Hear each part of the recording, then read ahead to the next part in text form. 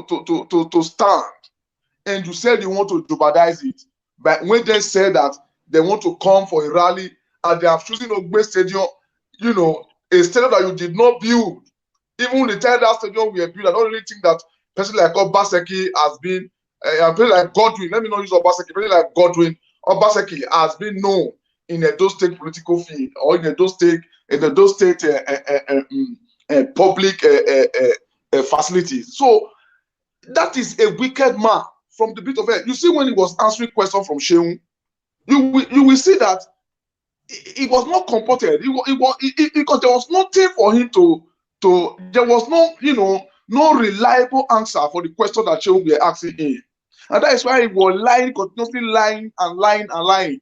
Obaseki is telling us that it was the rally of the PDP in Edo State when Atiku come to the Ogbe Stadium, that he said that they used that opportunity to commission the stadium, the facilities of that stadium.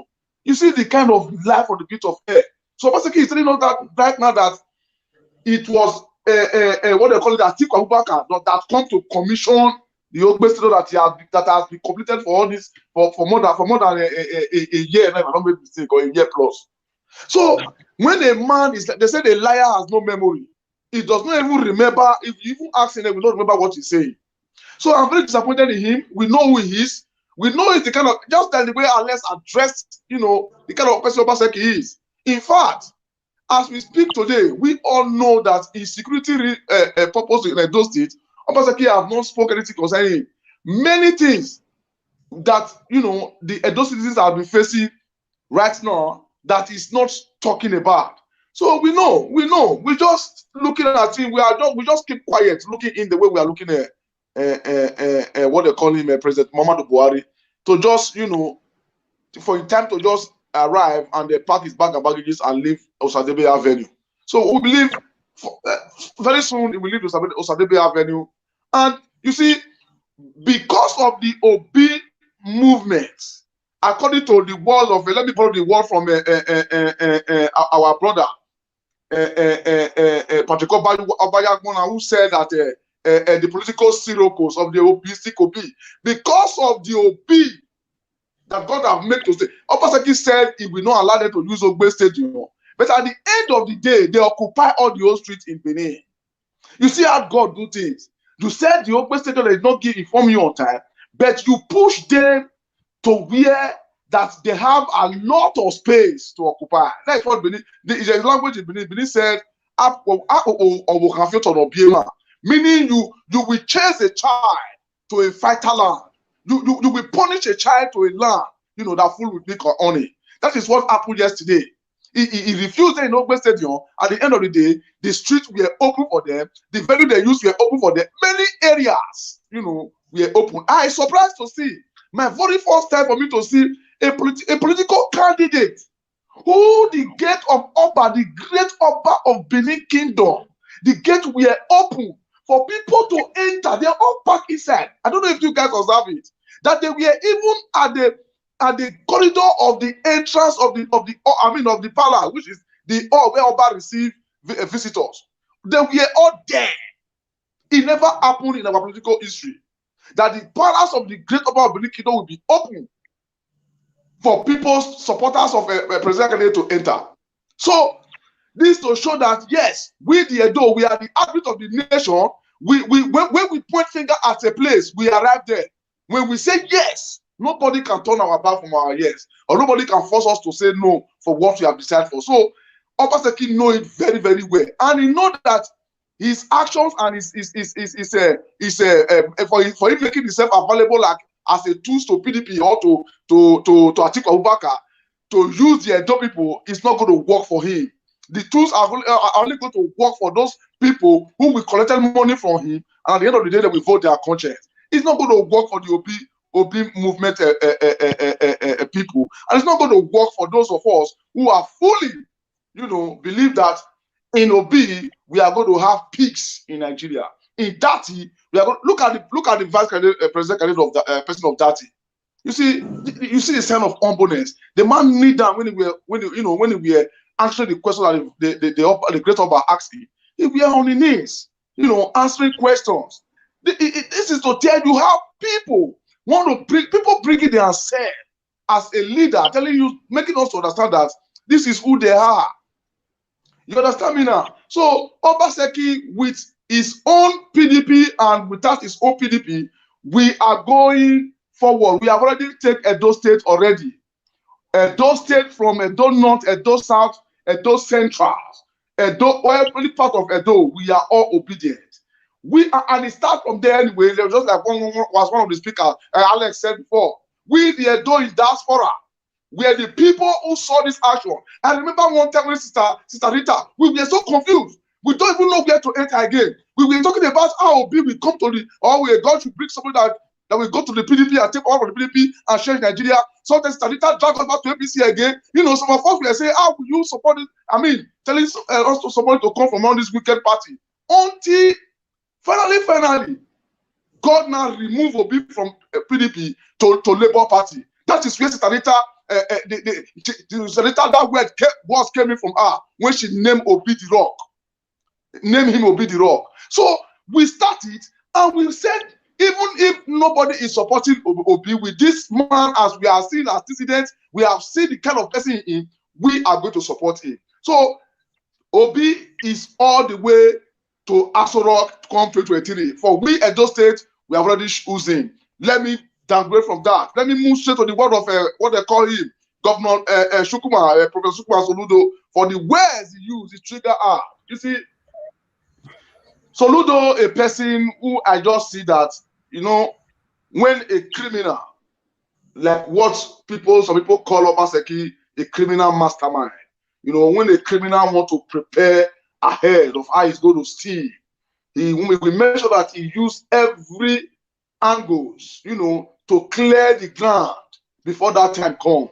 You see that word as Soludo used, that the investment of OP in Anambra State does not make impact in the Anambras.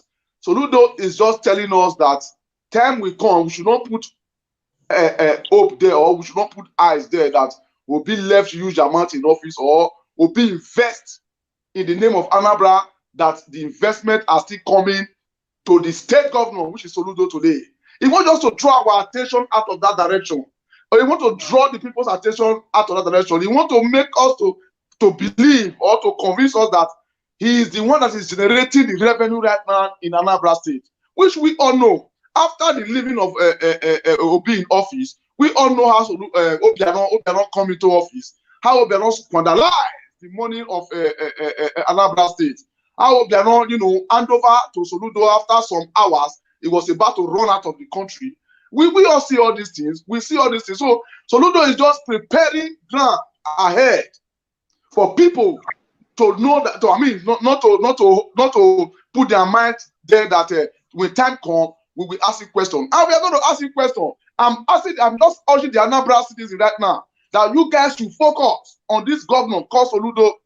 For he coming out, this Soludo was the one who come out and told us that the investment Obi invest, I think in one of the oil sector, that he have received some amount of money. If I don't make mistake, somebody should correct me, please. I forgot, but I remember that Soludo said something about Obi investment in Anambra State, the money that Obi invested, and I think it was one oil company or something like that. And in education sectors, Soludo forget that Obi dragged Anambra from zero from education sector to the top today, that he is laying foundation right now. Anyway, he said he's an infrastructure governor. So when somebody has floored the ground for you to strike, you should not say that that person's investment does not count or it does not make an impact in the state. Okay. Soludo is just using that word for we not to look at him when time comes. We are going to monitor him as a Nigerian citizen under this administration of incoming president of Nigeria, which is the person of Peter Obi. We are going to monitor him. We are going to every part of the country. So I'm going to hear the floor back to you, Mr. Niger Watch, for other people to speak. That we should stand firm. We should not move by any governor of any state. We should not move. We should not be moved. Like what Autumn said. Autumn is just making us to understand that the Fulanis cannot expect second president. in Nigeria. That is what it means.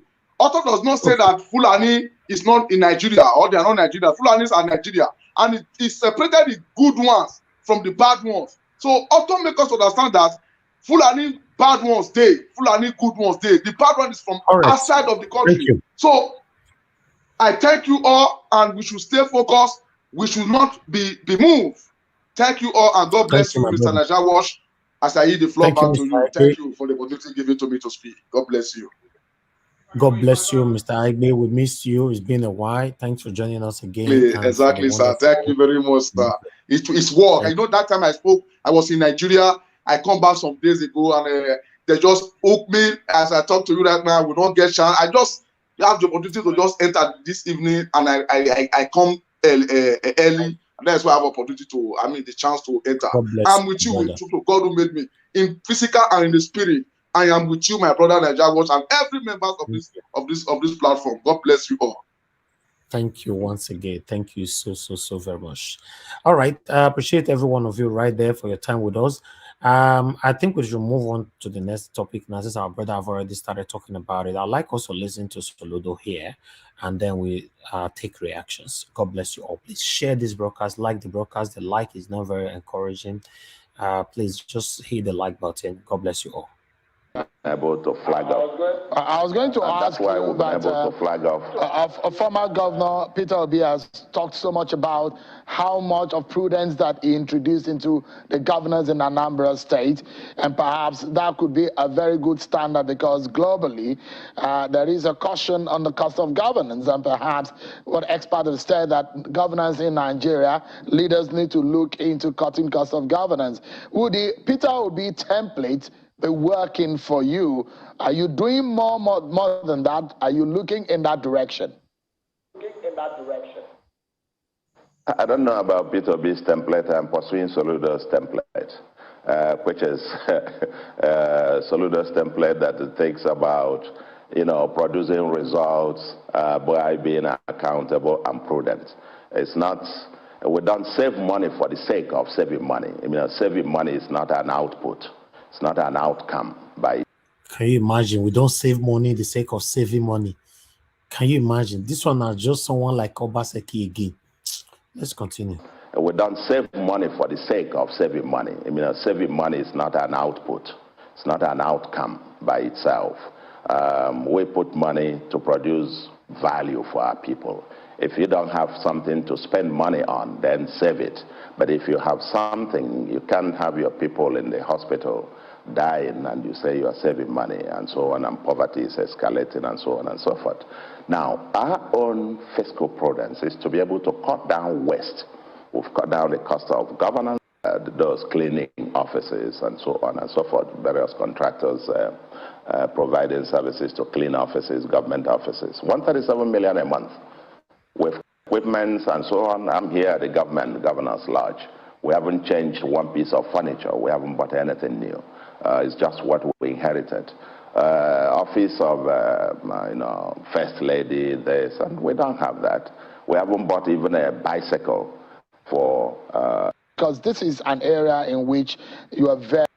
Mr. Governor, there was some investment, and perhaps because this is an area in which you are very known for, investment. What's your own perspective in a government investing outside of public sector? Because, and I'm making another reference to former Governor Peter Obi of Anambra State, who has talked about how much of investment is made with the resources of the Anambra State government to bring back profit and benefit of to the Anambra people. By the way, what has become of that investment, and are you looking in that direction also? I don't know why you are turning the interview about Peter Obi. No, I'm just making reference because these are I've made reference to former Governor Obi and all too. Our interview is about my 2023 budget. I'm not talking about the investments of either any of my predecessors. By the way, the one that you talk about, I don't know about that. I think there was something I read about. All right, we stop you right there. A lot of people have reacted to this downgrading comment from Soludo. So I'd like us to take it from here by listening to how Arise talked about it. Then we go to the Nigerians as how they reacted to it as well. Thank you. With reactions trailing comments made by the governor of Anambra State, Professor Charles Chukwuma Soludo, in which he said that investments in Anambra State being credited to the presidential candidate of the Labour Party, Peter Obi, are worth next to nothing. Soludo made the comment during a live interview where he was invited to discuss the state's budget of 258.9 billion naira. Well, when asked about Obi's investments, Soludo claimed that he was not aware of any investment made by his predecessors. Peter Obi served as Anambra State governor 3 times between 2006 and 2014 and is reported to have left over 26 billion naira in Anambra State coffers by the time he left office. Well, let's take some reactions. This is from Ahmed, who wrote, "This is the 3rd governor of Anambra State who has affirmed that Peter Obi's administration was a waste of time and total failure. Chris Ngige said Obi hates infrastructure. Obi himself had criticized government investment on infrastructure. The former governor, Obiano, also said the same thing." While Esteem wrote, "I'm told Soludo recently received over 268 million in oil derivation from a 4 billion naira investment Peter Obi had made in Orient Petroleum in 2012, one of many of his investment initiatives on behalf of Anambra State. Did he, Soludo, acknowledge that? No. Well, an old video where Peter Obi explained why he left so much money in Anambra State coffers has resurfaced online. He spoke in an interview with veteran journalist Kadaria Ahmed. Well, let's take a look before we come back for a discussion. Before I leave the Soludo comments and go to other things, just quickly, part of the criticism was that you left too much money in the coffers at a time when he believed that there was actually things you could do with that money. No, let me tell you. When people say I left too much money, that where I think things are critical for me, rather than go and spend the limited resources of the state, I try to look for federal government, development partners, assistance in other areas. What we did in terms of the money we left, if you're operating with the depleting assets, you must save for the future. And I'll give you an example. Somebody told me yesterday, said, the foreign currency component of your saving is about $170 million, which is like about 40 billion. Which state in Nigeria can say they have 40 billion? Rufai. I mean, it's politics season, open season, you hear a lot, right of reply, you hear a lot, but let's stick to the facts. What are the facts? The question is, did Peter Obi leave money when he was leaving, yes or no? He did leave. There's a letter to prove that. Shouldn't we celebrate people that leave money rather than in a country where people leave humongous debts? Because this same Governor Soludo that is speaking, when you look at it critically, he complained about the debt. We interviewed him here on Arise, where he was complaining about the debts that was left behind by Governor Obiano. The humongous debts. That there was virtually next to nothing left. So if somebody leaves behind, shouldn't we commend them? In a country where we are spending all of our revenue to service debts. The question is, did he make investments? Yes or no? What is the worth of those investments today? Did he achieve some milestones? The answers are out there. Dr. Bati, you said one about the education sector. Did he make those inroads as regards bettering the lot of the people in the states? Did he reduce insecurity? Those are the facts we should look at. Not somebody saying, oh, the investments are worth nothing. But the question is, there was a person before him, there was a Governor Obiano, that this same Governor Soludo told us on this morning show that left a very good debt profile behind. And it was a problem for him when he started, which is a fact out there that we can't deny. So let's juxtapose facts for facts here, and call a spade in this conversation. Yeah, I know he wanted to talk about his budget, and I also thought it was good that he did talk about his budget. And kudos to Governor Soludo. He has started, he cleared very big slums somewhere in Onitsha. He's been able to start some road infrastructure work, and all of that. I've been able to see some level of progress that he's made, because I take out time to watch Anambra Broadcasting Service from time to time and all of that. But what are the facts on ground? Did Peter Obi leave investment? Yes, he did. Did he make investment? Yes, he did. Did Governor Obiano leave money? No, he did not. He left debt, and Governor Soludo confirmed it to us on the show. Those are the facts we should deal with on ground. That's everything. Exactly. God bless you, Rufai. There's a lot. In fact, the reactions from Nigerians now, I'm beginning to ask myself if it's all about Soludo and Peter Obi or about Rufai. So let me take reactions from here, my people. I beg, make una help me like this broadcast. I beg, nah, the beg una. So these are the first reactions here. For VP 47, he said Rufai is one of those that will make heaven. LOL.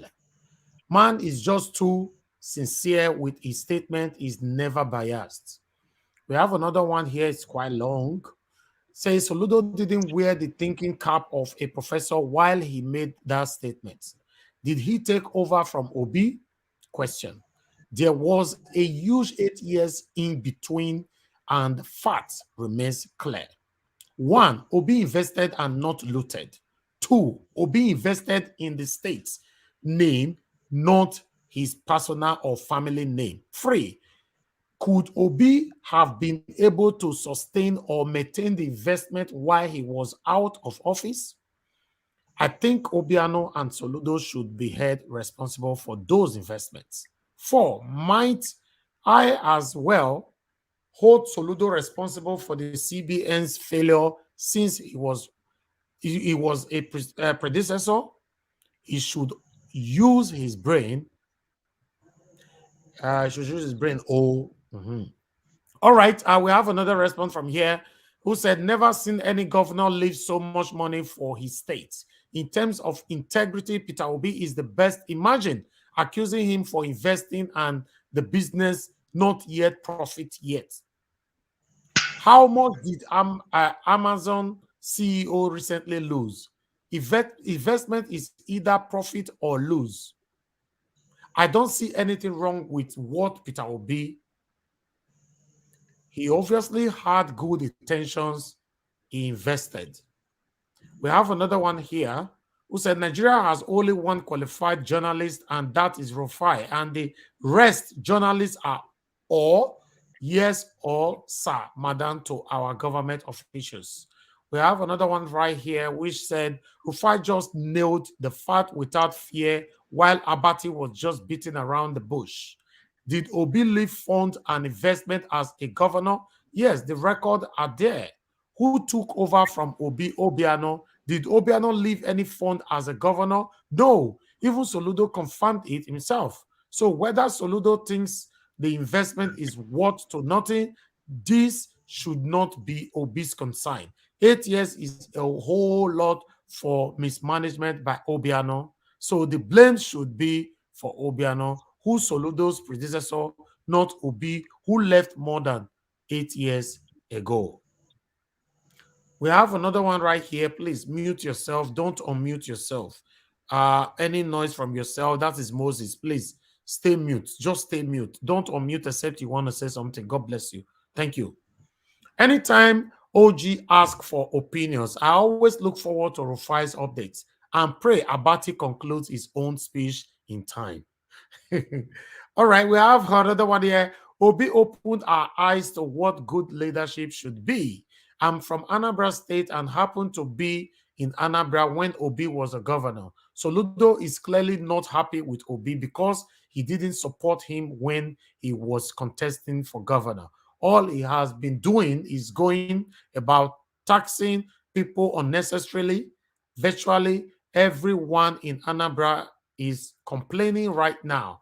I just got off the phone with someone now, same complaints. There are more reactions here, please bear with me. We have another one here for Faithful said, thank you, Rufai. The answer remains yes, Peter will be left investment, not debt. Soludo, Ra, EB, that's a language there which I don't really know. I'm sorry. We need to jump that.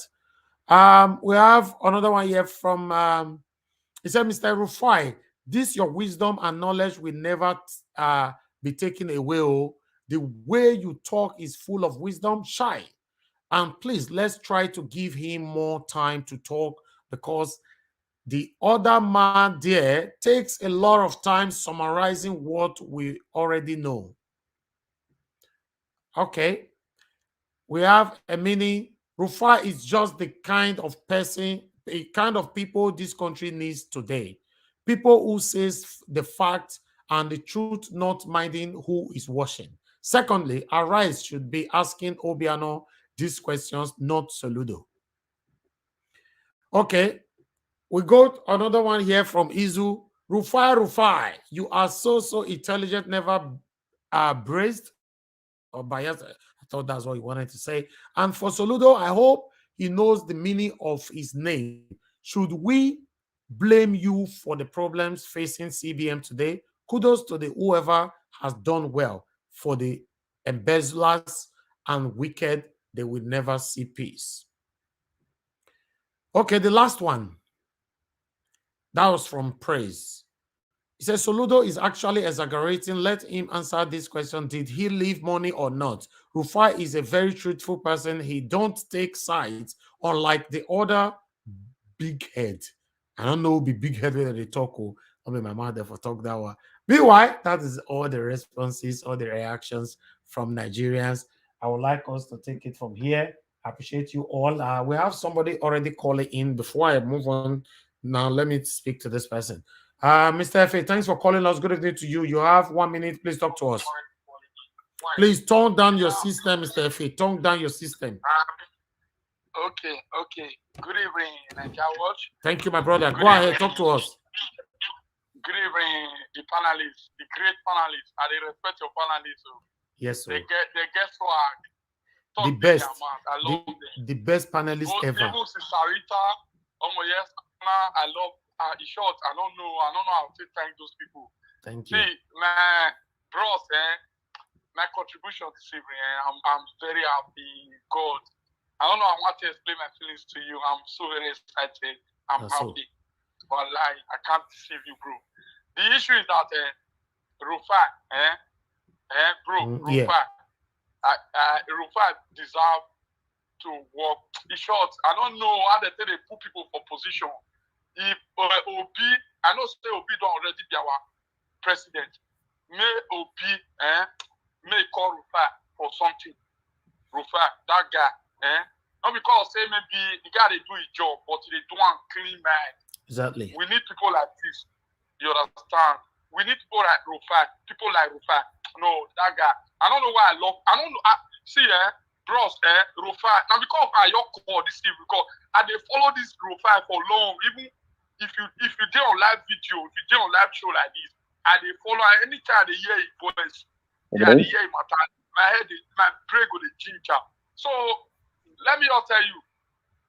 The issue of Obaseki don't disappoint us. Himself, no. But I want promise all those people, all those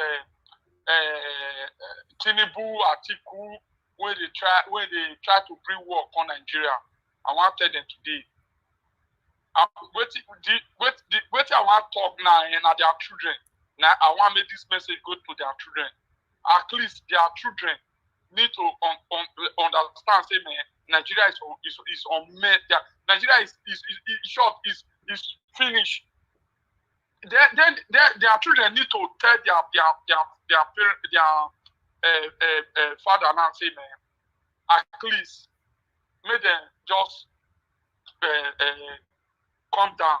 You understand, bro? Okay. Make them just calm down. At least make them forget because what did they happen now? According to what did they happen for North, for North now, PDP and APC, they don't want me Obi rally or me Obi rally or the way like what happened for those states. They don't want me happen for North, But if they cause any fuck up for Nigeria, say man, the thing can't happen like that. I don't know because they not feel Europe where they come. Nigeria so they here they invest. Because we there and I would say no home to go. You understand? So may they get out for me and say, man, may God, I don't pray me himself. If he said if they come here, people like me, I guess God, if he said for years, thank you, my brother. No, say, man, before this thing they happen. You understand, bro? You know what they try to talk. Thank you. Maybe they advise their father or their mom. Because they don't be taught since when this thing they happen. They don't know. Okay, my brother. Thank you so much. God bless you, Mr. F. Thank you, bro. Thank you. Now God bless you. I love you. Thank you. I appreciate it. Made a clear role for you. You too much. Thank you, my brother. Thank you. Brother. Yeah. All right. Those are one of our passionate supporters right there who is supporting Peter Obi with everything, you know. Everybody is showing concern. That is my concern as well, you know, because the situation of Nigeria is affecting every one of us. So we have to say it how it is.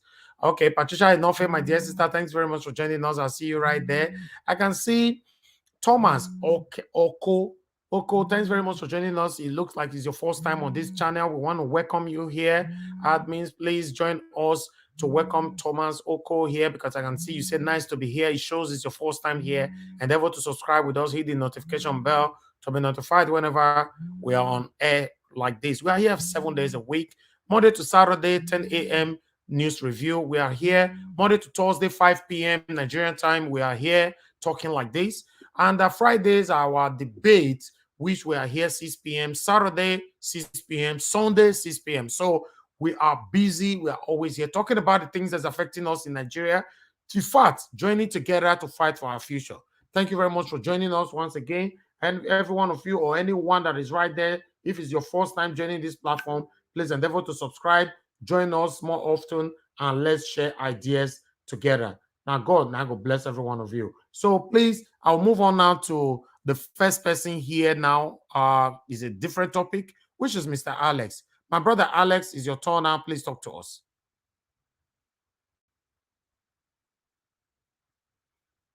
Okay, I believe Alex is not available right now. Okay, we'll come back to you, Mr. Alex. Let's quickly move on to the next person. Mr. Nash, can you hear me? Okay, I can hear you now. Thank you. Go ahead, talk to us. Please hold on. As for Soludo, for me, I'm disappointed. Coming from an Easterner, acting like that, that's to tell you that politicians don't know their brothers, they don't know their sisters. When the chips are down, politicians can crush anybody on their way. They are a very dangerous set of human beings, especially African politicians. That's why Peter Obi is one of his kind. He's a special breed, a man that wants to build bridges. So Soludo will eat his words as time goes on. Soludo is just somebody that is close to the cabals, one way or the other. And I expected more from him, being a former CBN governor, being an astute banker. He was part of the stabilization 25 billion naira for banks that make banks to be banking system of Nigeria to become stable. Credit to him. But I expected much from him. If I tell you I'm not overgasted or flabbergasted with the assertions or postulations of Soludo, I would be deceiving myself. So I see him coming to make a public apology or apologia to our kamikaze, Mr. Peter Obi. When it's time for something, it happens naturally. The first of his kind. Even MK Abiola's campaign, he spent a lot of millions of dollars and naira, billions of naira. So Obi movement, not that Labour is not spending money, but the support is organic. People are even spending their money. So I expected more from him. I expected him to sheath his political party sword. I expected him to know that blood should be thicker than water just now. So I know Atiku and Amebola Tinubu will try everything to make sure they quench the zeal and the momentum of Peter Obi. But let me tell you what God has joined together, no man can put asunder. The marriage of Nigeria people and Obi's administration is made in heaven. It cannot be put, it cannot be destroyed. 100 of Soludo cannot destroy it. Gentlemen and ladies, I want you to know that Soludo should be seen as inconsequential. Anambra State is obedient. The East is obedient. This is what they've indirectly be crying for, either Biafra or Igbo presidency. And Obi is the only one who can unite everybody, who can heal the land. Because the land is bleeding. 80% of the Nigerian military force are in the East, killing innocent souls in the name of chasing IPOB or Eastern Security Network or on no gunmen or on gun no men, as the case may be. Instead of protecting the whole nation because of agitations as a result of bad governance and neglect. The only man who can open books and tell people we can discuss. As a government, I'm sorry. For the past errors of the past federal government, we are sorry. So we cannot listen to such people. There are going to be distractions. Remember, the kingsmen of Jesus killed Jesus. Some of them, even those who were around his inner circle, betrayed him. Some denied him. One of them even sold him with pieces of silver. So you are going to be expecting a lot of character assassination.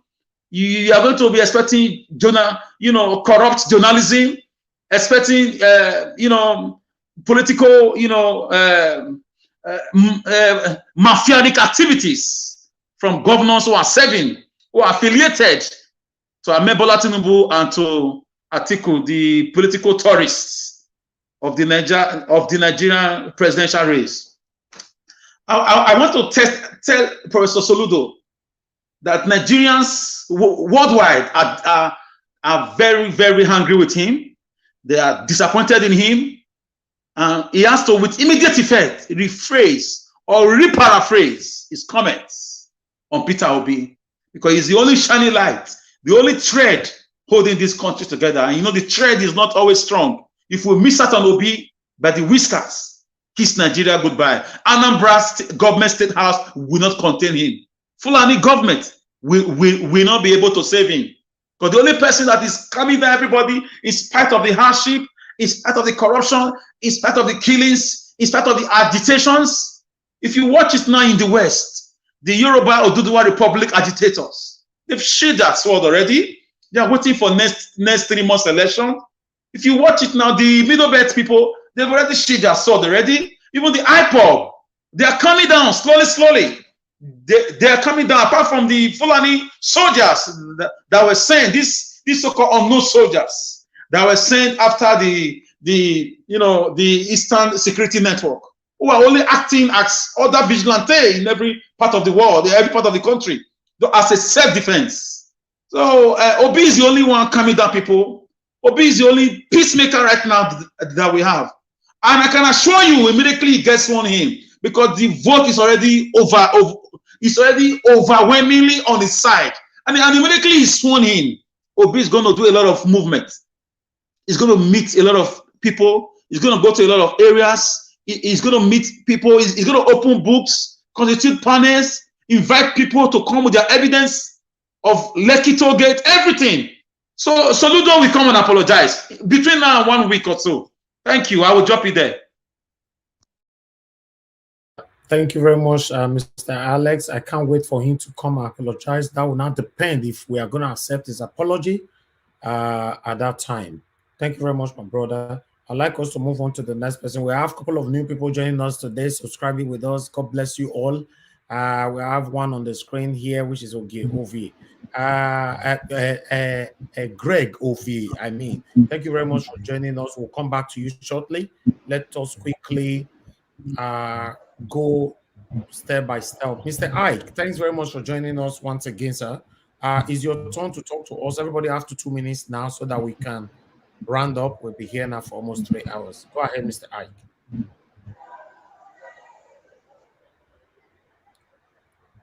Okay, Mr. Ike, are you available now? Okay, I'll move on to Engineer Ken. Engineer Ken, are you available to talk to us?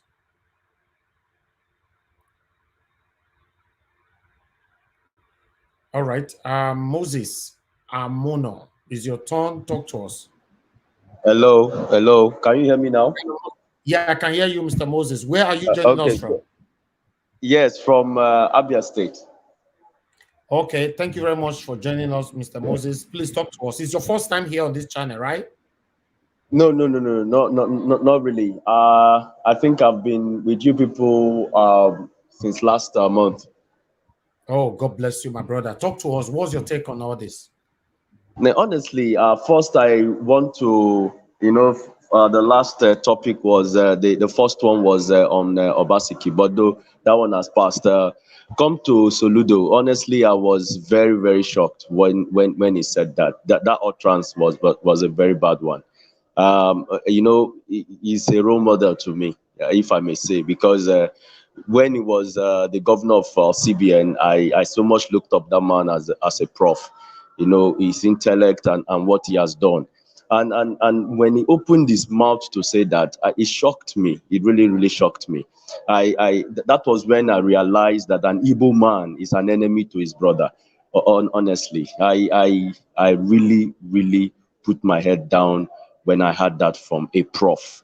I listened to what the last speaker said, that he would have put the prof cap before he said that. Maybe the prof cap is not on him, on his head. That's why he said what he had to say. But honestly, if I may say this, he knew that this money was kept for Anambra. I mean, it's true, it's valid.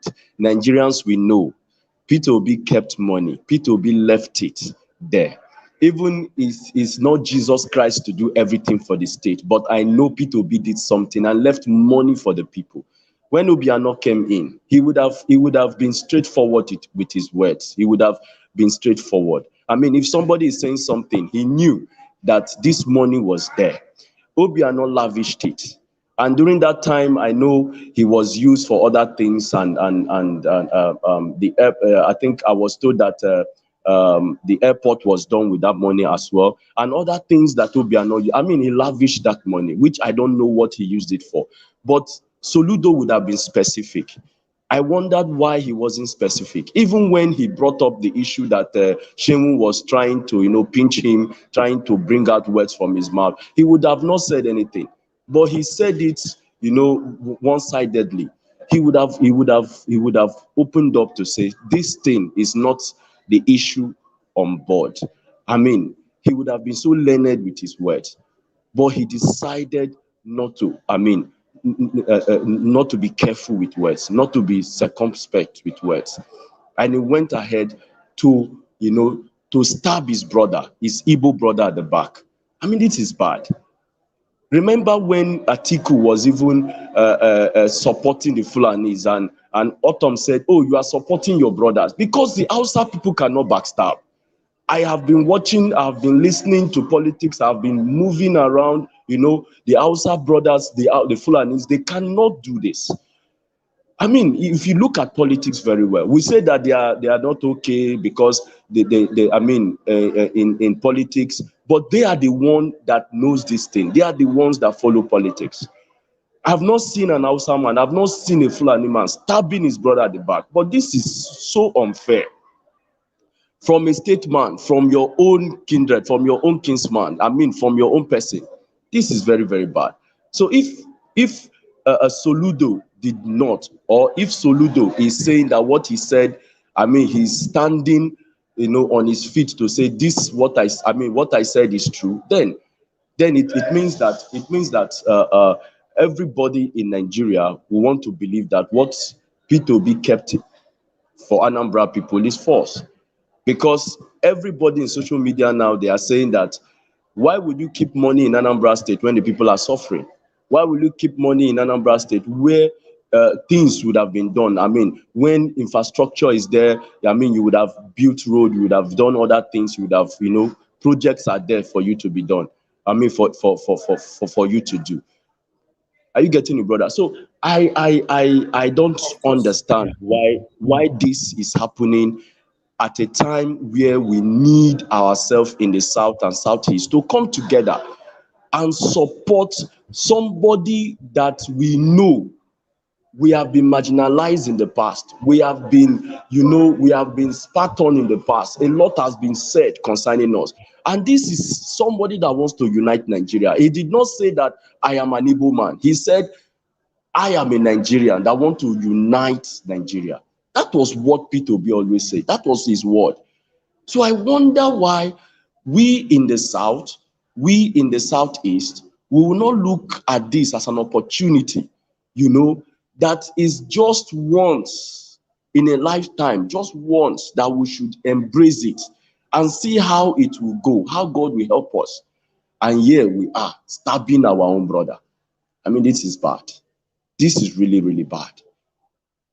It's really, really bad. So I believe Soludo should come out again and apologize. Yes. He should come out and tell the people. I believe his fellow kinsmen in Anambra, I believe they must have called him to order. He should apologize. He should come out publicly, tell Nigerian people that, yes, he kept money. I'm not referring to P2B. Maybe you people did not understand. I'm referring to Obiano that ate the money and did not do anything. It's not P2B. I mean, he should come out. He should be very direct with his word. This is politics. Because anything you say will be used against you. This is political season. People want something that will come out from there so that they will use it against P2B. And that is, if something should come out from Anambra, that is what they are expecting. Because anything that comes out from his own brother's mouth, that is what they will take and they will say it's true.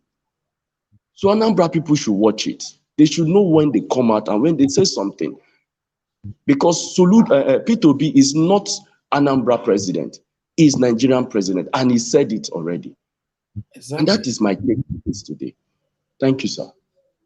Thank you very much, my brother. I appreciate you for your wonderful contribution. I hope, because some people are saying that he should come out and apologize. Yes, one thing is for him to come out and apologize. The second one is if we, the obedience, will accept his apology. That's another thing. Thank you very much, Mr. Moses. We'll move on now to the next person here, which is Mr. Aigbe. Is your turn again. You have only 2 minutes on this to talk on this. Mr. Aigbe, if you are there hearing me. Okay, Mr. Aigbe is not available right now. Let's move on now to Patriotic Nigerian. Patriotic Nigerian, it's been a while. Good to have you back here again. Good evening to you. Please talk to us. Oh, hello. Thank you so much, Mr. Elvis. Can you hear me? Can you hear me? Yes. Okay, Mr. Aigbe, I will come back to you. I was calling you. Right. I'll come back to you. Thank you. All right. Patriotic Nigerian, go ahead, sir. All right. Thank you so much. It's been very engaging hearing what people are saying. So thanks to the panelists. I'll just quickly touch on the issue of Professor Soludo. As someone rightly pointed out, Soludo is a very intelligent person, so it's kind of very disappointing to have him, stoop to the level where he is at the moment. It's kind of makes you want to believe the worst about the Igbo elites. The fact that the average Igbo man knows Peter Obi is the right person, but the people who lead them, or should I say lord it over them, they see Peter Obi's emergence as a threat to the status quo, the way they are used to doing things. In their mind, it's like Mr. Peter Obi is just coming out there to be the star boy and probably taking the Igbo opportunity. And it's a very primordial way of thinking. I just wish the Igbo elites, and I'm very specific because I know the average Igbo man is actually supporting Peter Obi, not necessarily for tribal sentiments, but just for the fact that by all indicators, he's the best. He's the best in the field. He is the best in the field. So it's not a matter of whether he's an Igbo person, and we have had Igbo people actually support other ethnic groups in their presidential ambitions. So I personally think, I'm not an Igbo person, Oviedohin, I'm a Benin guy. I personally think that by all indices, and even if we're going to go to the primordial way of playing politics, which is when we consider our ethnicity, the Igbo man should be the president. So, having said that, I really want to quickly touch on what happened yesterday in Benin City. I'm sorry Go ahead, brother. okay, okay, yeah. Um, to be honest, I was so impressed. I was so impressed, and it almost made me shed a tear. Like the fact that Yes, so the Edos could come out in that way, and what really was the cherry on top of the cake was the speech that was given by His Royal Majesty, our father. yeah. You could see the level of wisdom, the amount of things he said without necessarily saying them. There's a way that wise people speak. They say a lot without necessarily saying it. You know, and the kind of pictures he drew. You if you're a wise person, really our Oba is a very wise man, and he knows what exactly he said yesterday, and every single word he said was very well calculated, and I'm very happy that he gave the People's Choice that sort of grand reception. It also speaks to the fact that the Edos are very accommodating, and I said it not just because I'm an Edo person. Um, we showed up yesterday, and we showed out in terms of our hospitality. I even heard that in like Uromi, that when Peter Obi was about to leave, that there were a group of women who came, tried to accost him and serve him food. They were like, "You can't just come, and you might not find time to eat. You better eat now." So that's very, that's the kind of mentality we want to see even in a national scale where you see Mm-hmm. people who are not so concerned about, oh, this person is necessarily from my state or not. We know that this is the right person for the job, and we are going to support that person. And quickly, let me just quickly touch on Governor Obaseki. Um, I would say it's kind of really disappointing. Um, if I say I'm surprised, it's not it's not going to be the entire truth.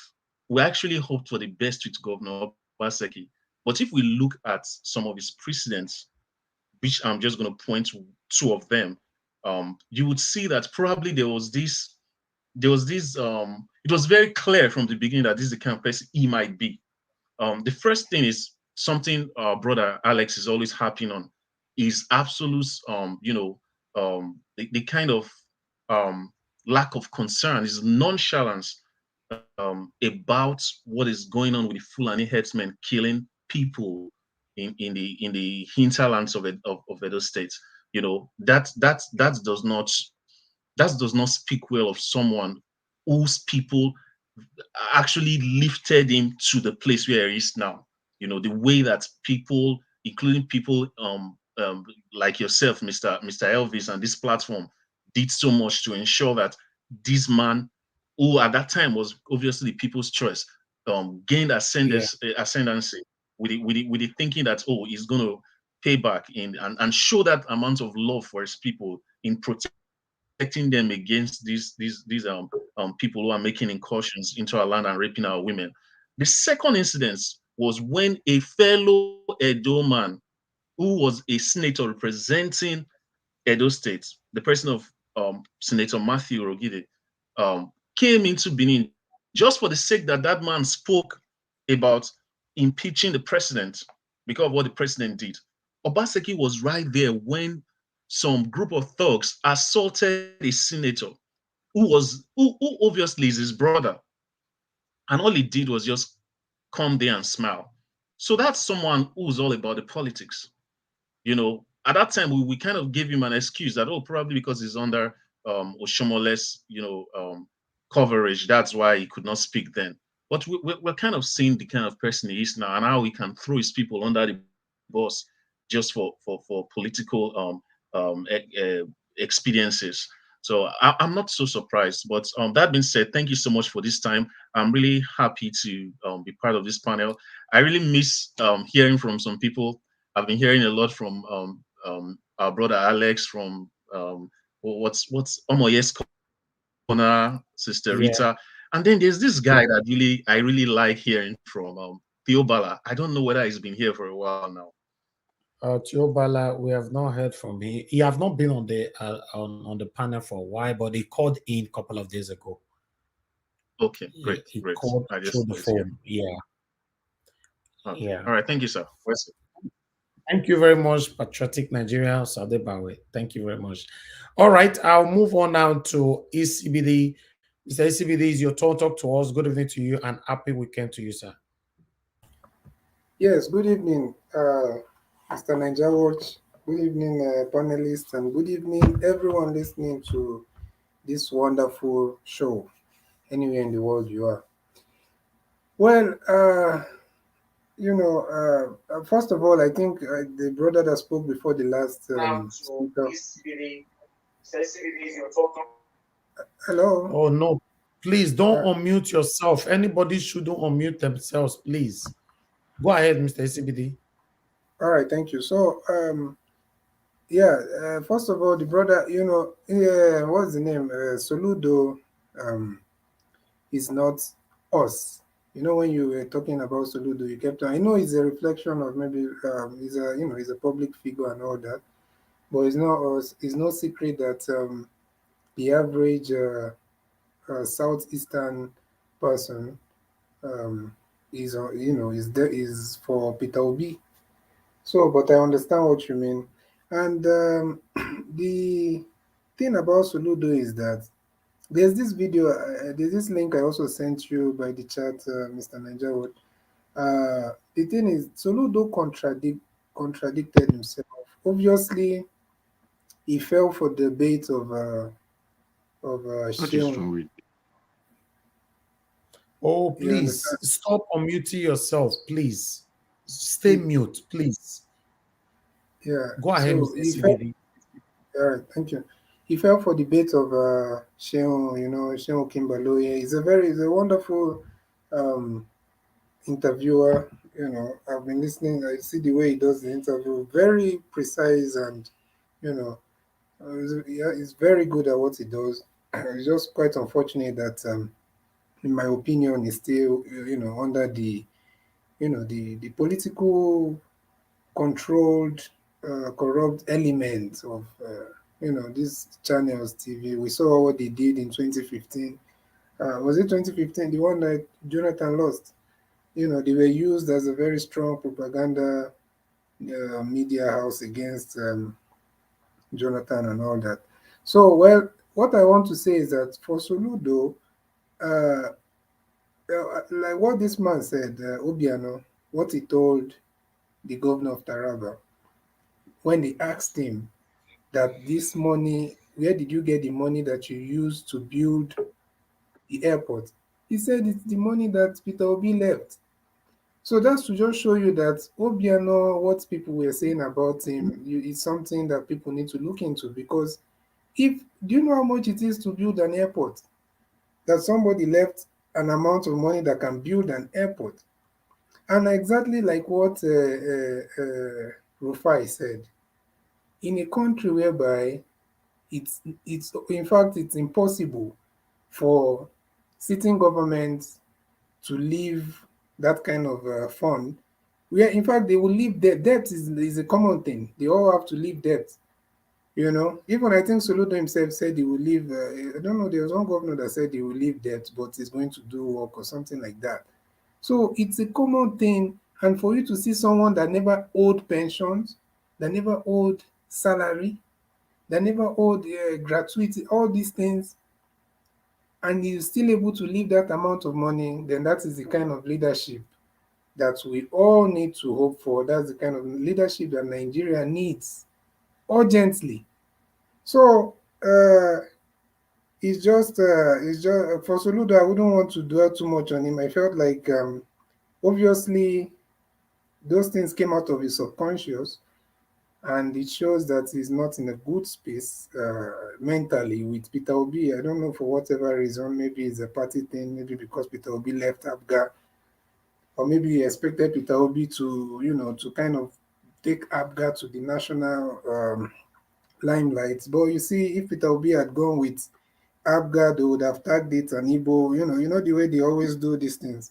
So it's better as he went to a party where every Nigerian feels like they are shareholders, you know. So it's a good thing. I don't think he should be thinking that way.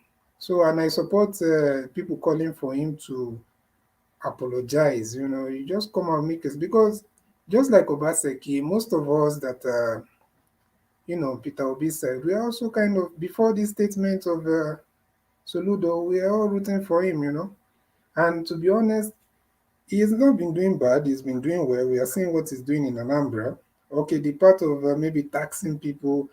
If you're taxing people, as long as you're not overtaxing them, and also as long as they are seeing what you're doing with the money, then there's no problem. But with what he has done, he really needs to rectify that, because this is just his first term, unless if he does not have the intention of running again. So yeah, that's just it for that. And for Obaseki, I think I feel like Obaseki is more of an interference thing. I feel like maybe his party, they are the ones that kind of pressured him to do what he did. I'm not making any excuse for him, because at the end of the day, he's the governor of the state. But I feel like he's also trying to redeem himself for his party, for by making that statement that time of the obedience and all that. So these people are part of these people are part of the corrupt system, and it's just quite unfortunate that that's why Obi had to leave PDP. For you to think independently, or for you to be able to even do anything outside the corrupt system, you have to leave those parties, So, and as long as Obaseki is in PDP, you will have to do their bidding. So that's just what I think about that. Thank you. Thank you. Thank you very much, Mr. ACBD, for that. God bless you. Let me quickly acknowledge my wonderful people right there on the comment section. Thank you, everyone that is right there, that is commenting. Those of you that have shared, those of you that have liked, those of you that have financially supported, those that can see Mr. Joseph OG right there. Thank you very much for your super chat. God bless you, sir. We appreciate you always, always, always. Can see Imam Etuk. Thanks very much for your super chat as well. I'm so grateful. Thank you, thank you, thank you, my people. Please endeavor to share, like this broadcast as we move on. God bless you all right there. I would like us to hear from Greg Ovie. Finally, is your turn. Once again, thank you very much for joining us. It's your first time here, and we are so happy to have you here. Yes, can you hear me? Yeah, of course I can hear you. Please, where are you joining us from right now, Mr. Greg? Okay, I'm joining from South Africa. South Africa, wonderful. Talk to us, my brother. Okay, thank you very much. In regards to Soludo's comment, this was not the first time Soludo has made a similar comment against Peter Obi, but that one quickly died down, because it didn't kind of have the airwave people expected. So it died down, and everybody kept quiet and think he will learn his lessons, But I think he took it to another level this time around, which is very, very bad. It is very, very bad of him.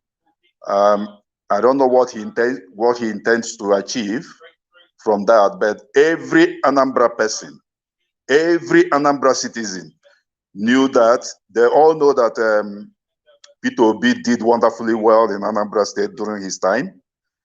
He, even when they were talking about you invested money, you saved money that you were supposed to have used for something else. There is nothing Peter Obi did not do in Anambra State. He constructed roads. The tap, pipe-borne water was running.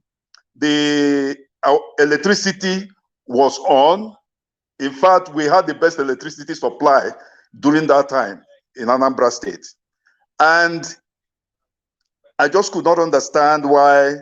Is it because of politics? I mean, at a point, politics has to take the back seat, because what Peter Obi represents is bigger than any Igbo man. is bigger than any Igbo man, because we are talking about Nigeria. And you don't just have to put a spanner in his wheels. But I know he cannot be able to do that. And I'm sure he's regretting at this point in time, because the backlash he got.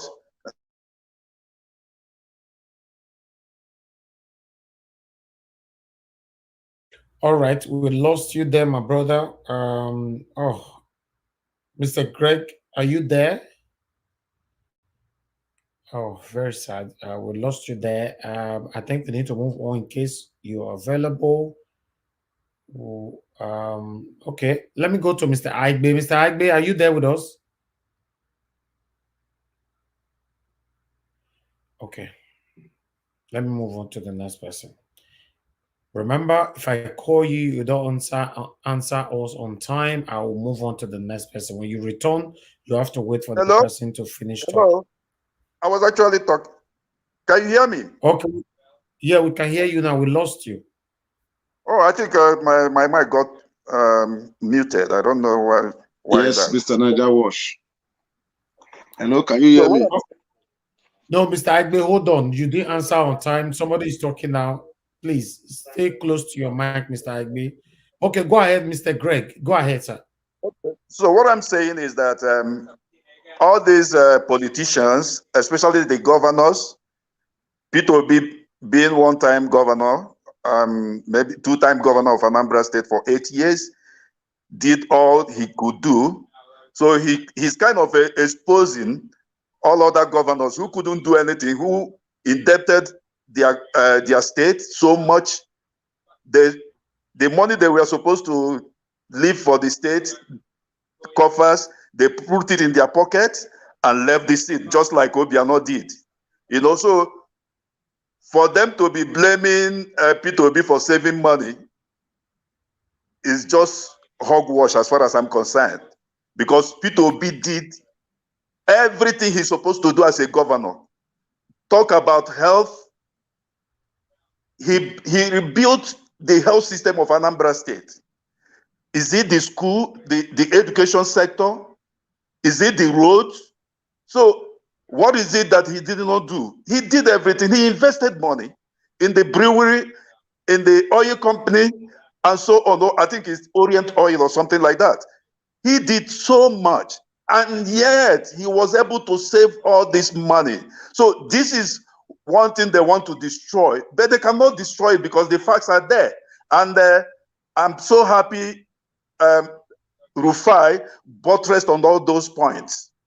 You know, so whether Soludo apologized or not, we all knew he's just coming from a bad place. You know, everybody knows that. And nobody can use it as politics against Peter Obi. No ways.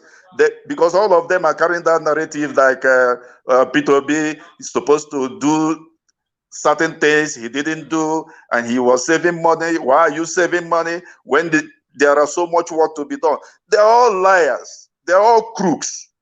It's because the man has exposed all of them. They're all rogues.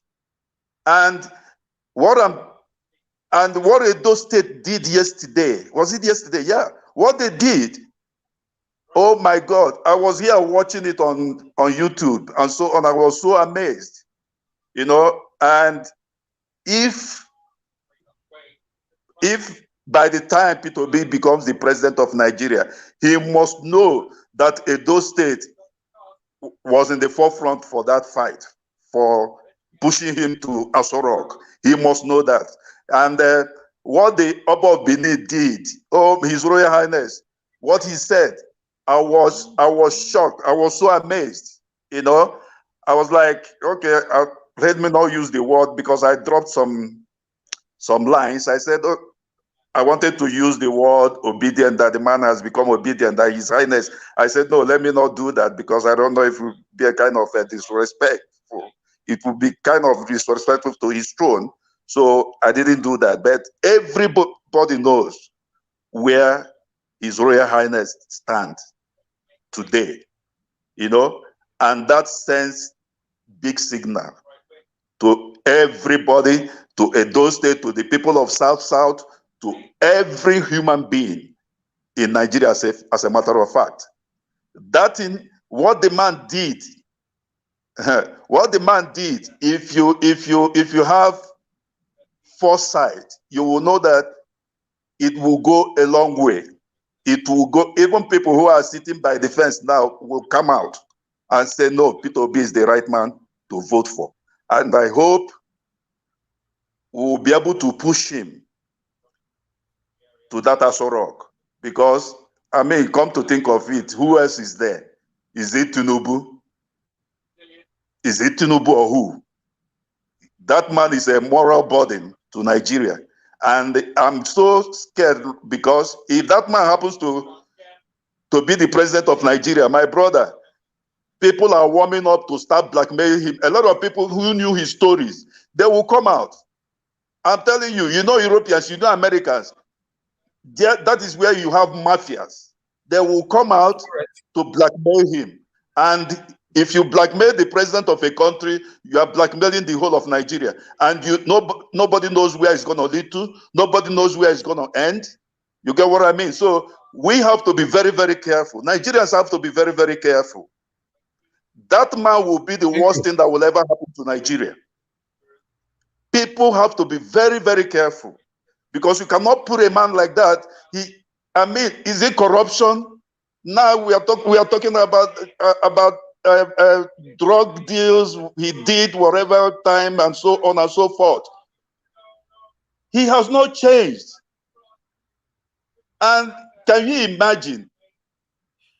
He is sitting in an international conference or whatever, and everybody is just looking at him, and because people choose their presidents, people have certain criteria before they choose their president. Nigeria is the only place, is the only country where a criminal can rise up one day and become the president of that country. And they don't even think about what the international community will be thinking about that country. And if you have a corrupt man as your president, number one is that foreign direct investments, you will not even get any of them. None. No matter whatever you try to do, you will not attract any foreign investment because they know already that the man is corrupt. Can you imagine associating a president, somebody who's going to be your president, with drug dealings? Come on. What kind of country are we living in? I'm so livid. I'm telling you, I'm so livid because Nigeria, I don't know what is wrong with our people. They will see black, they will call it white. They will see white and they will call it black. I don't know if what people are going through is not affecting them. These people that are supporting every other, this article and the rest of them. Thank you, Mr. Craig. Please round up. Okay. Round up. Okay. Coming to Obaseki. Obaseki surprised me anyway, but he has made his point earlier on.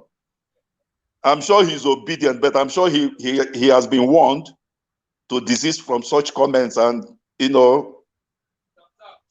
leaning towards Obi. So he's trying to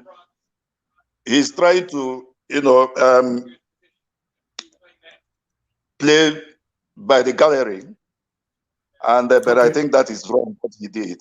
He could have done certain things in a certain way, I think we can forgive him for that if he's going to change. Nobody can forgive him, sir. We don't need that now at all. We are not forgiving anybody. Anybody that is against this movement is unforgiving. We don't need them. Anyway, you are right. Anyway, but I rest my case. Thank you very much. God Thank bless you. Mr. Greg OVA. Please, we want to have you here all the time because on this platform, we are learning from each other's. So please endeavor to join us all the time here and let's share minds together. Thank you, sir. I will. Thank you so much for having me. God bless you, sir. So I would like to hear from Mr. Peter Okundaye. Good evening to you, sir. Happy weekend. Good evening, sir. I thought you wanted to call Mr. Agbe just now. Mr. Agbe, they eat pounded yam. He never eat finish. I know they eat pounded yam. Okay, talk to us, Mr. Agbe. Thank you very much, Mr. Okudia. God bless you. It has been a long time. God bless you, my brother Naja Wash. You see, I think I spoke before, little bit before of Soludo's issue. Yeah. And look, are you hearing me? Of course, yes. So I want to just say a little about it. My own point of view is that Soludo, with his apology or not apology, we are a moving train. I mean, we are on the moving side. So I don't, just like the way Alex said it before, that inside the mix of the women, that was where God chose Mary to become the mother of Jesus. You see, inside the midst of the Israelite, which is the Israelite, God chose Moses to become the people that will take the Israelite to the promised land, the land that full with milk and honey. So, Soludo or no Soludo statement, we are moving forward. As I said before, and I never deviate away from my thoughts, that Soludo is just wetting ground ahead for his own. If you watch, Soludo was talking about his own budget, 200 and something billion budget in 2023. So Soludo is making ground for him, because he's a politician. He's a very strong politician anyway. It's not like Peter Obi, who just become a governor, and after leaving office, he went to his normal life.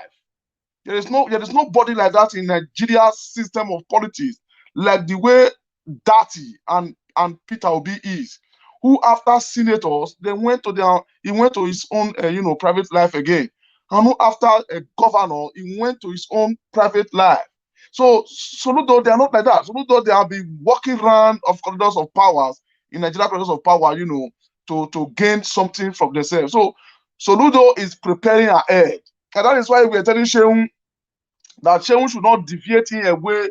The reason why he was in the interview, that he was there to talk about his own budget, his 2023 budget. So a man, a criminal, a wise criminal and a professor for that matter, who has learned enough, who are so smart of thought. So he is making it. So as I said before, Anambra people should be focused on him, because time is coming. If Soludo is not going to worse than Obiano, and it's going to draw Anambra State, to the level that the coming governor or a predecessor that we come after him, we still have a lot of debt, to pay. Like how can you, a professor, that is saying that a governor saving money does not does not make impact? Why must you save money when people are in poverty in the state? Imagine that kind of person. When you did not have reserve as a governor, you don't have reserve as a president, how can you move your country forward? Or what will you use what will you spend in the rainy day?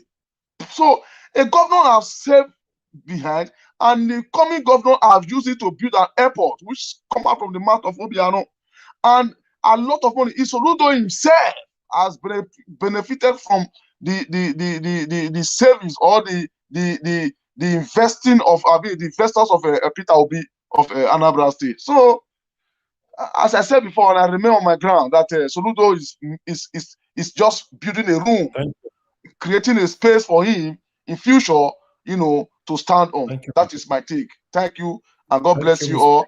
As I hear the floor back to you. Good night, every one of you. God bless you, Engineer K, Mr. Every one of you. Anyway, God bless you. Thank you very much. We see again. Thank you. Thank you, my brother. We are looking forward to seeing you again shortly. Thank you. All right, sir. God bless you. I will try my best. Okay. Mr. Peter Okundaye, is your turn now. Talk to us, sir. Good evening, Mr. Najawash, all the panelists, the commenters, the listeners, and the viewers. Good evening, everyone. Yes, with the comment of Soludo that Peter Obi's investment or whatsoever award to nothing. It's very clear that Soludo is one of the, despite was, I don't know if it was PDP in his time when Obaseki put it inside in the position of bank. That tell you that these are the people who are corrupt, who will see good things and begin to condemn it, and who will see white and tell you it's black. Soludo, as a former CBN governor who know how to control money, supposed to understand what they call reserve in the economics economics. Supposed to know that you're supposed to have reserve. If Nigeria have reserve today, there would have been nothing like economic bankrupt. If we have reserve, there will be nothing called economic bankrupt.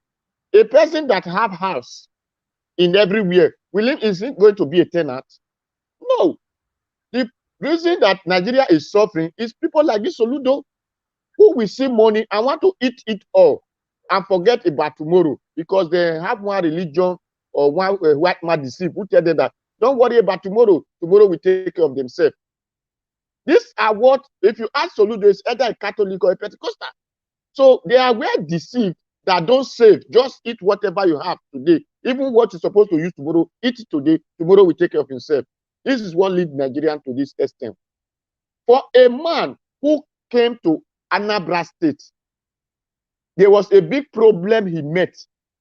That problem was they were holding debt. Anambra were holding debt. Not to talk of people that inside Anambra still hold debt of this their bank. They say they borrow money. He came and cleared the money that Anambra borrowed. That one alone is supposed to have award in it. Was able to pay the Anambra borrowed, which Soludo have started borrowing now. Peter Obi never did in his time. Now, not only to pay that debt, all the workers, arrears, pensions, and whatever they were owing people before, Peter Obi came and cleared all. Then not only that, he was able to pay workers regularly. That nobody come out and said, the contract we do, you did not pay us. So that is the reason we are not able to do. So with all those things, Peter Obi deserves award. Then, Peter Obi did not just leave the state like that to say, I have served you people.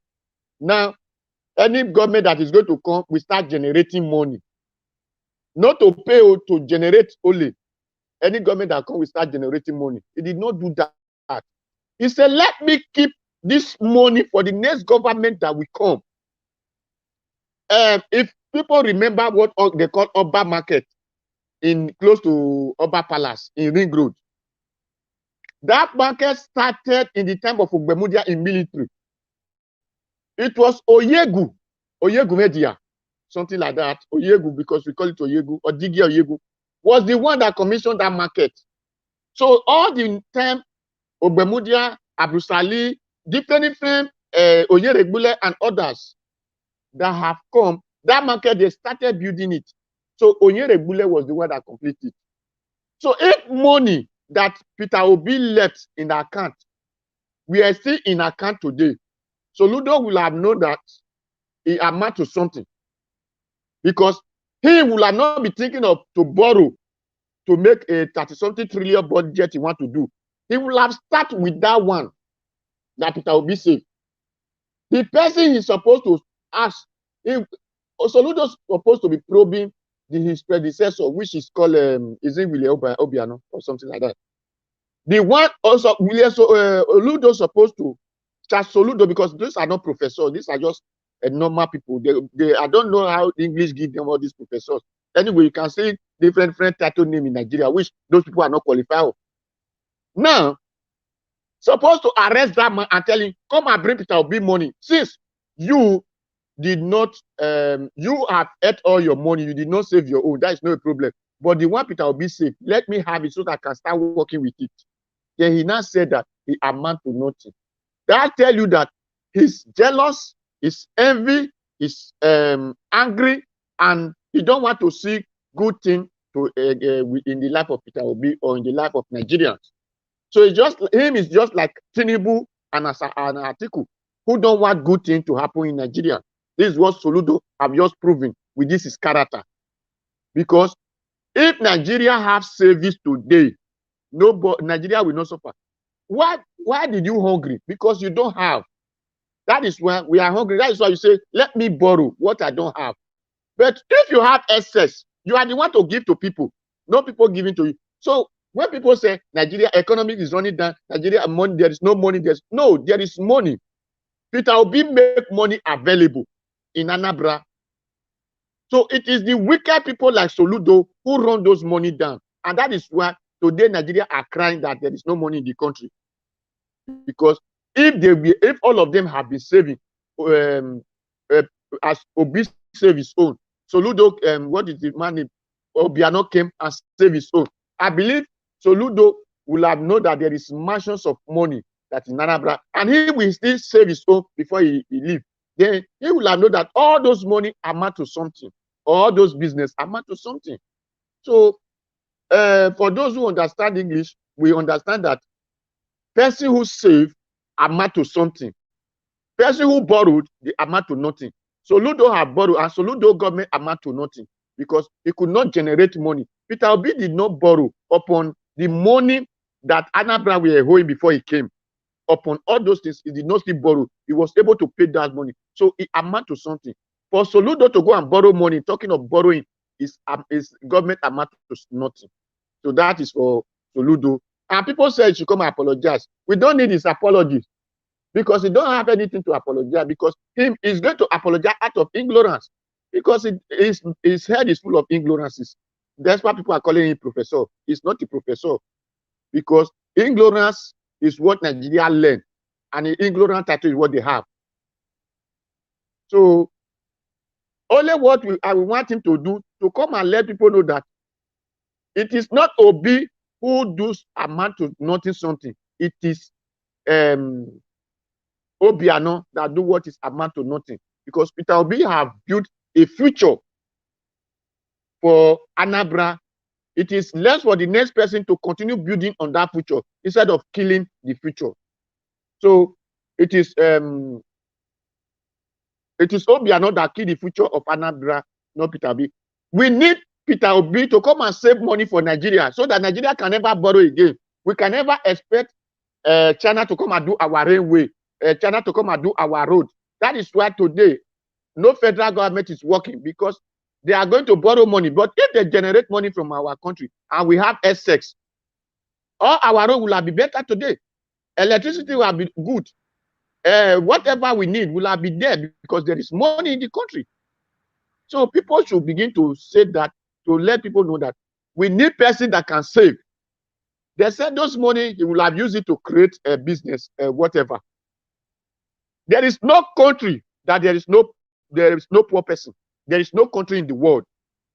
The way you have Dangote in Nigeria, you still have Alimajiri begging in the street. So in all countries, everybody are not equal.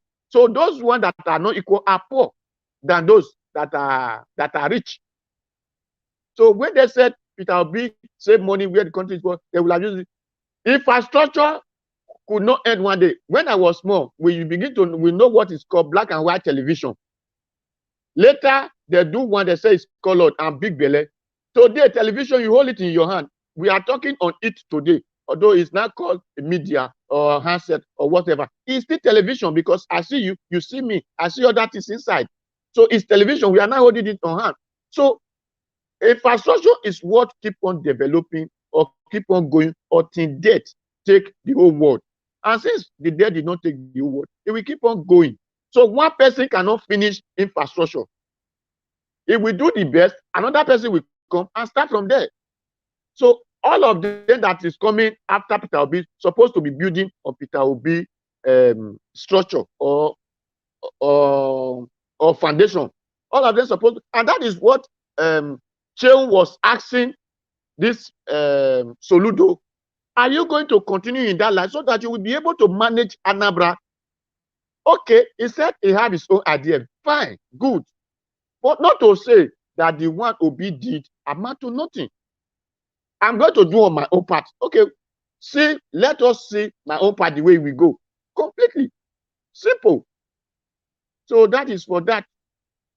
for the Obi movement in Edo State, I thank everybody who participates, and he has shown to them that who said we are just in social media, that we are more than social media. We are in the street, in the lay, in the local government, in the village, in the farm, and everywhere. So that one has shows to all of them. Therefore, Governor Obaseki said for that the reason he could not give them Ogbemudia Stadium, that is still under warranty. But that warranty was what PDP used to call it commission. As far as it's still under warranty, why did they not call one person to come and commission it? And why did they carry PDP rally to that place? So Obaseki is telling us that he is the owner of Edo. So he is the one to say what Edo will do.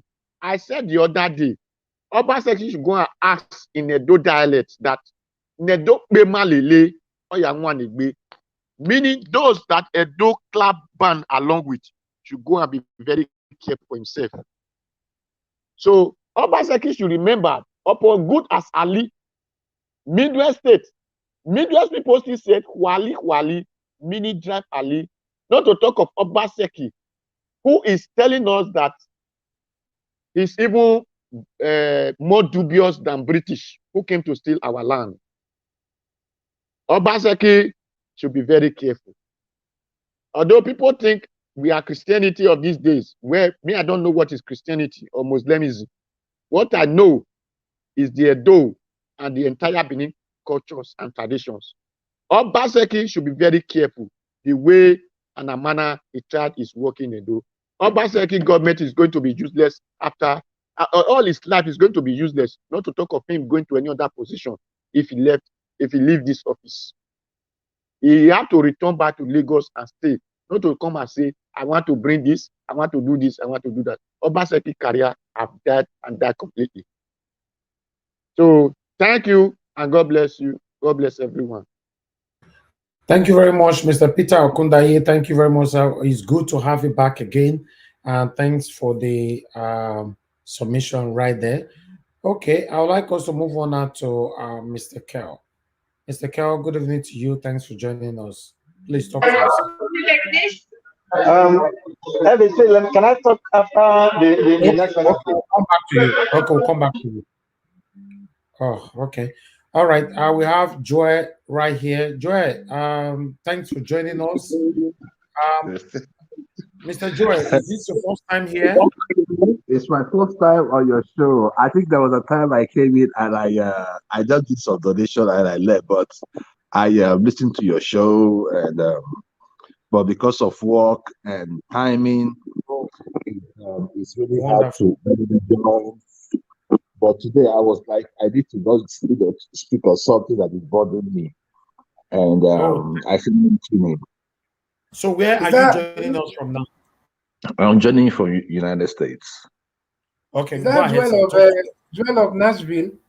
It's Joel of Nashville, yeah. Oh, okay. Welcome. Thank you. Who is it? Is it Passat? No. He's in CBD. Oh, it's CBD. It's CBD Alpha.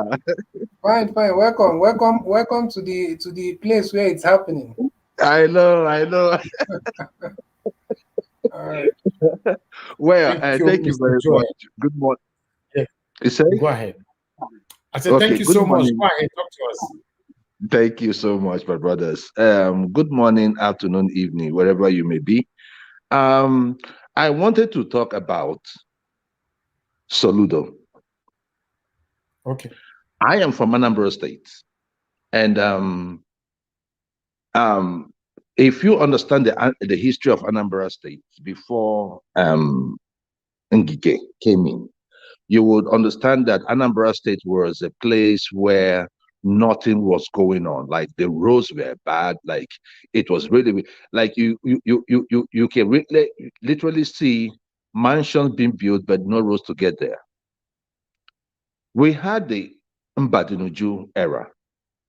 The Mbadinuju era was the era where we had the godfatherism between Mbadinuju and Emekofo. And within that period, Emekofo made sure that Mbadinuju's government was ungovernable. It was a whole lot of politics being played.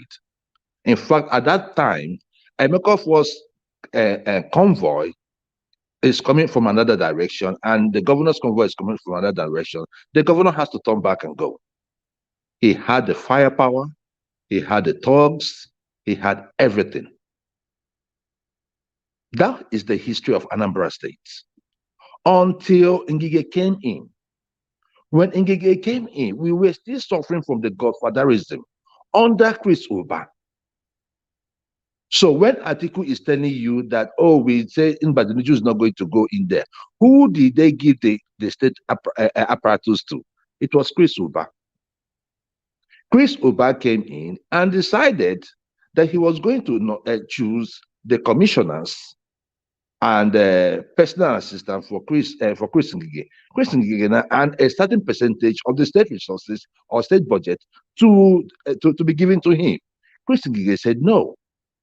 And what happened next? He was kidnapped. He was kidnapped and forced to sign with his blood. I don't know if you guys remember then, it was a thumbprint, and he signed that he was no more the governor, and everybody was looking for the governor of a whole state. Why am I saying all this? I am trying to give you guys a background to where Anambra is coming from. After that day, Ngige was released. When Ngige was released, Ngige marched and said that he did not make that statement, that he made that statement under duress. Ngige was reinstated. But then the government of Obasanjo did not support Ngige. And he went through hell, and at the end of the day, Peter Obi emerged.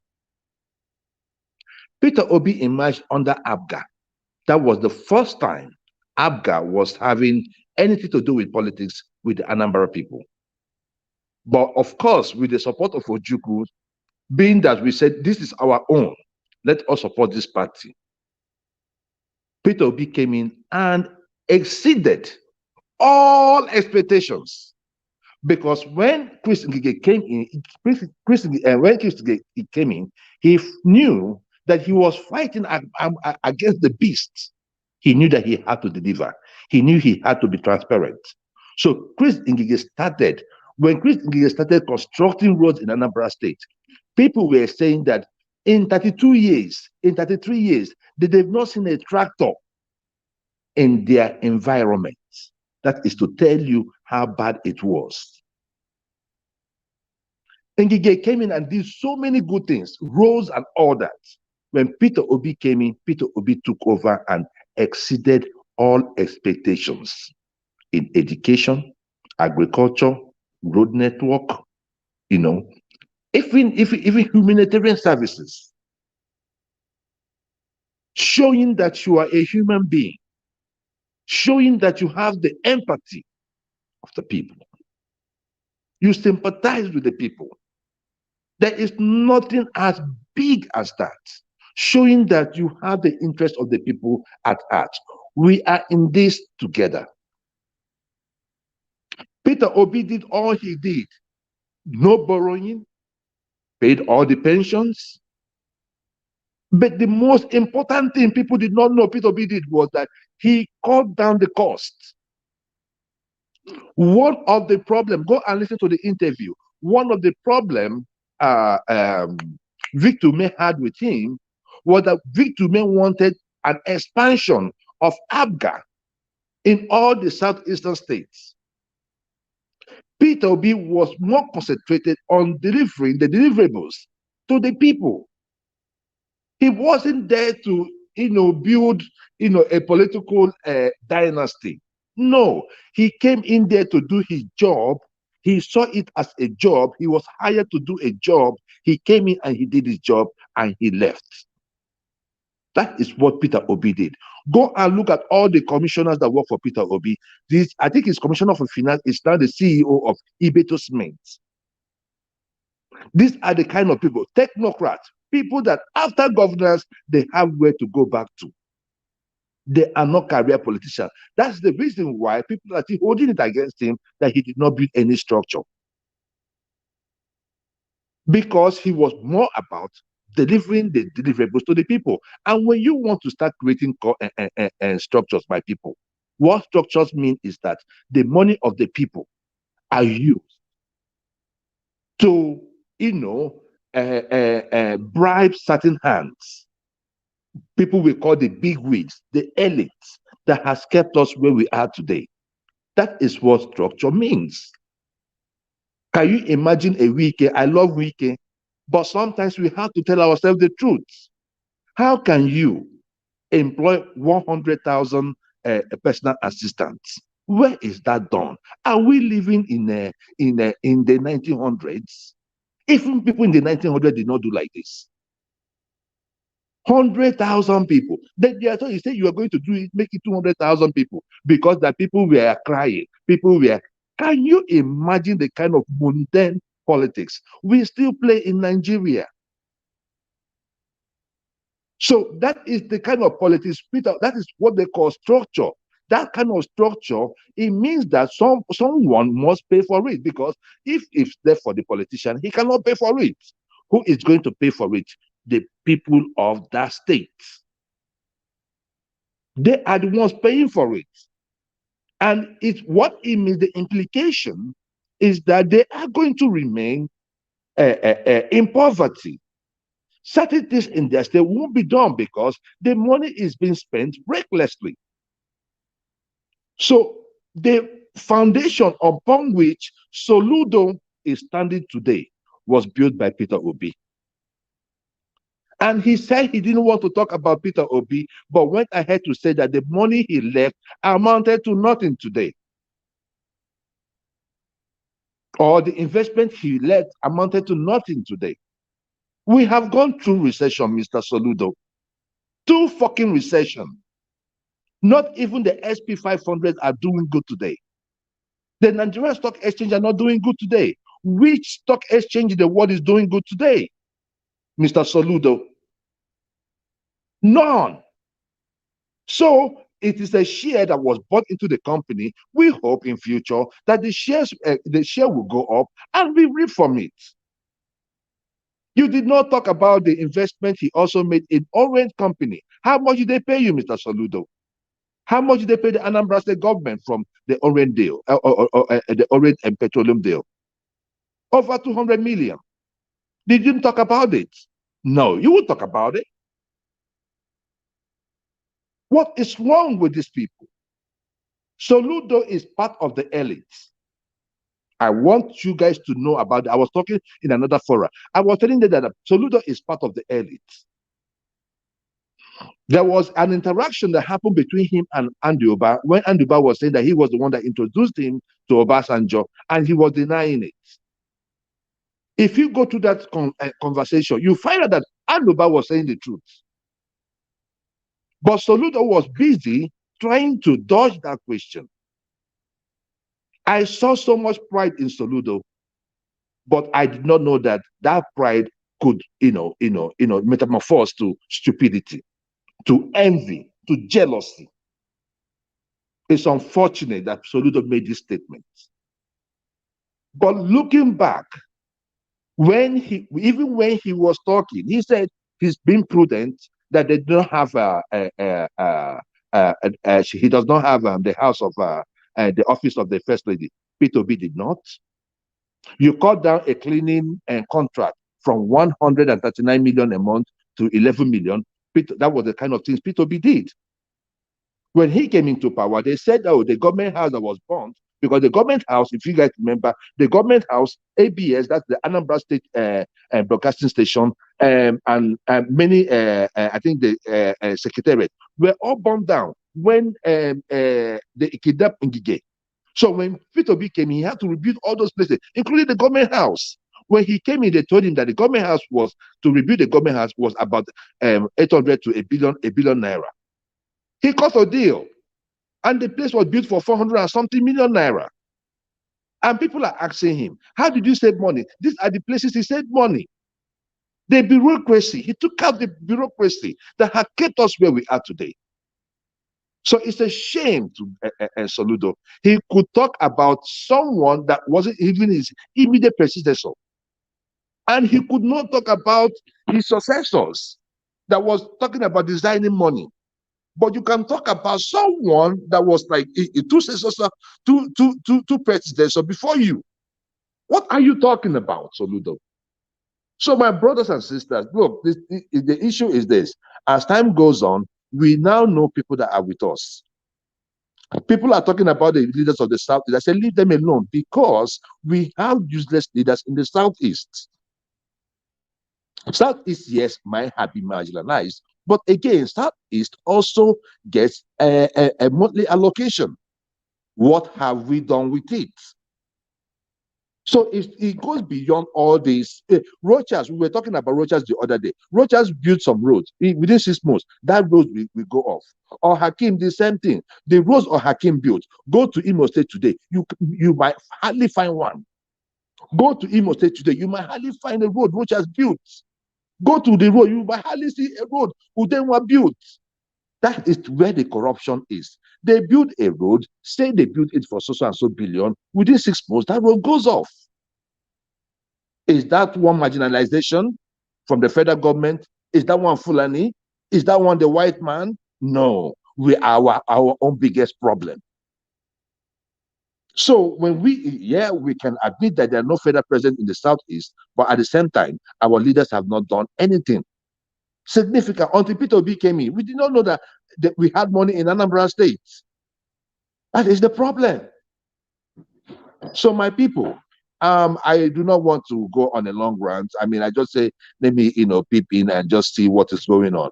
And just to the other question about Obaseki, it's unfortunate, at the time, I felt so bad about what is going on in Nigeria, because when Peter Obi started, we had many things that came up. Some people who started with, started playing the religious card. Some people played the tribalism card. Some people said, oh, they found out I'm not going to vote for an Igbo man, blah, blah, blah, blah, blah, blah. These are the fake barriers people put in there, to work on our psychology, to think, oh, certain people won't be voted for in certain areas of the country. But when Peter Obi came out, he came out and we started saying that actually Nigerians were yearning for someone that will help them, give them a roadmap. Not really somebody that will come and solve all the problems, but at least we have a plan. We have where we are headed. We know that this is where we are headed. Help us cut costs. All those shenanigans in government. If we can have someone to do that, Nigeria, we have money. But the management, the other time, Tinubu was coming back from winning his this. Did you see they closed the work for over 4 hours? These are the waste we are talking about in governance. So that is the kind of person we need. I mean, look, any person we elect today, be it Tinubu, Atiku, will be an upgrade from Buhari. But we don't need no more upgrade. We need someone that is the best that can do the job. Take us from this, take us from these people. Because if you elect Tinubu, the same people around Buhari are the same people that are going to be around him. Are they going to stop looting? No. You elect Atiku. Who are those? All these ones we have in Southeast that are following him, the EADORs. Are they the ones that are going to cut down cost in governance? No. Because these are career politicians. We need someone that will go in there, go in with unknown faces, go in with people that already have a job that they are doing. Go in there and deliver us. At least if these people stay out of power for 8 years, in 8 years, most of them will retire. Then we have a new group of leaders.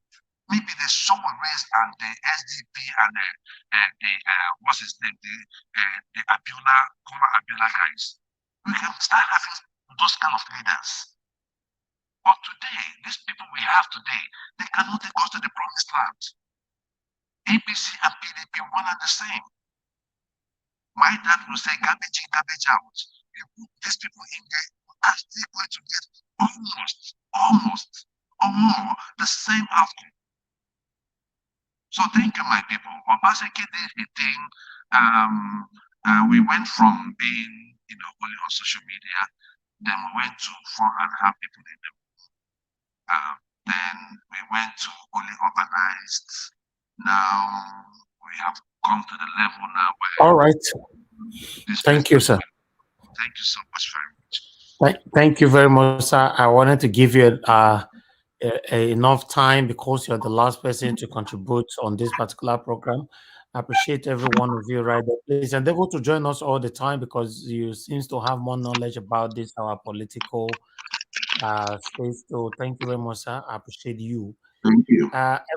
Everybody have contributed today. I want to say thank you to you all right there. Mr. Pansat, Bitcoin, thank you very much, sir, for the super chat. God bless you. And we have Alexander Gomez. Thank you very much as well. I can see you both are referencing to Joy. Thank you very much, my people. I appreciate you all. Thank you. Please, my people, endeavor to share this broadcast, like the broadcast. We are here Monday to Monday, 7 days a week. Monday to Saturday, we are here 10 a.m. for the news review. While Monday to Thursday, 5 p.m., we are here. On Friday, Saturday, and Sunday, we are also here 6 p.m. So we are here every day for Peter Obi, and we have dedicated our channel for Peter Obi, and nothing can ever change that. So by the special grace of God, we end up celebrating together in February 2023. Thank you very much, my people, and God bless you now. I bet make una share, make una like this broadcast. Join us again tomorrow. We're gonna be here by 6 p.m. I might come out randomly before 6 p.m., but certainly 6 p.m. we're gonna be here. Take care, my people, and God bless you now. Bye for now.